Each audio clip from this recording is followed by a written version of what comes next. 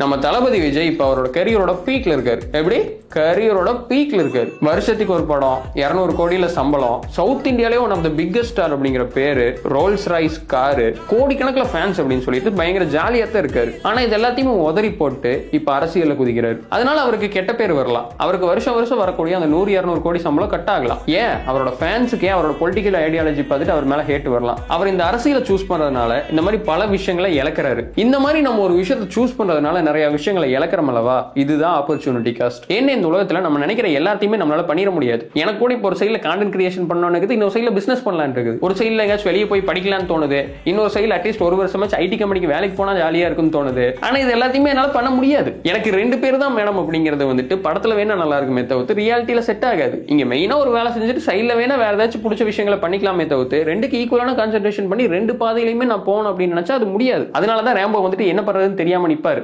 ஏன்னா கத்திஜாவை சூஸ் பண்ணா கண்மணி போயிருவா, கண்மணியை சூஸ் பண்ணா கத்திஜா போயிருவா. அவர் எதை இழக்கிறதுன்னு தெரியாம முழிச்சுக்கிட்டு தான் டூ டூ டூ டூ டூ டூன்னு பாட்டு பாடிட்டு இருந்தாரு. ப்ராப்பரான பாடி டிரான்ஸ்ஃபர்மேஷன் இருக்கிறவங்க ஒரு நாள் சீட் மீல் சாப்பிட்டாங்கன்னா அவங்களோட ஒரு வாரத்தோட ப்ராக்ரஸ் காணாம போயிடும். ஏன் எனக்கு தெரிஞ்ச ஒரு அண்ணன் கூட 50,000-60,000 ரூபாய் கொடுத்து ஒரு கோர்ஸை வாங்கிட்டு அதை விட்டுட்டு உட்காந்து நருட்டோவை பார்த்துட்டு இருந்தாரு. நருட்டோ அப்பவே முடிச்சிட்டாரு, பட் கோர்ஸ் இன்னமும் முடிக்கல. இந்த மாதிரி most of the instant gratification விஷயங்கள் வந்துட்டு நம்மளுக்கு இப்போதைக்கு சந்தோஷத்தை தந்தாலும் ஃபியூச்சர்ல நம்மளுக்கு மோசமா தான் போய் முடியும். இதை விட பெஸ்டான ஒரு எக்ஸாம்பிள் சொல்லணும் அப்படின்னா, இந்த பிட்காயின் கொடுத்த ஒருத்த பீட்சா வாங்கினாலவா அவனை சொல்லலாம். அப்போதைக்கு பீட்சா டேஸ்டா தான் இருந்திருக்கும், பட் அவன் ஒரு 4-5 வருஷம் கழிச்சு மில்லியனர் சான்ஸை வந்துட்டு அவன் மிஸ் பண்ணிட்டான். கண்டிப்பா இன்னைக்கு வரைக்கும் அதை நினைச்சு அவன் வருத்தப்பட்டு தான் இருப்பான். ஏன்னா அவனுக்கு கிடைச்ச விஷயத்துல இருந்து அவனுக்கு கிடைச்ச சந்தோஷத்தை விட அவன் இழந்த விஷயத்துல இருந்து அவனுக்கு கிடைச்ச சோகம் அதிகமா இருந்திருக்கும். சோ நீங்க ஏதாச்சும் ஒரு இம்பார்ட்டன்டான சாய்ஸ் எடுக்க போறீங்க அப்படின்னா அதுல இருந்து உங்களுக்கு என்ன கிடைக்குது அப்படிங்கறத பத்தி மட்டுமே யோசிக்காம அது மூலமா நீங்க என்ன இழக்கிறீங்க, என்ன நீங்க மிஸ் பண்றீங்க அப்படிங்கறத பத்தியும் யோசிங்க. அண்ட் ஒருவேளை நீங்க இந்த சாய்ஸஸ் எடுக்கிற மூலமா உங்களுக்கு கிடைக்கிற விஷயத்தை விட நீங்க மிஸ் பண்ற விஷயங்கள் அதிகமா இருந்துச்சு அப்படின்னா நீங்க தப்பான சாய்ஸஸ் எடுக்கிறீங்கன்னு அர்த்தம்.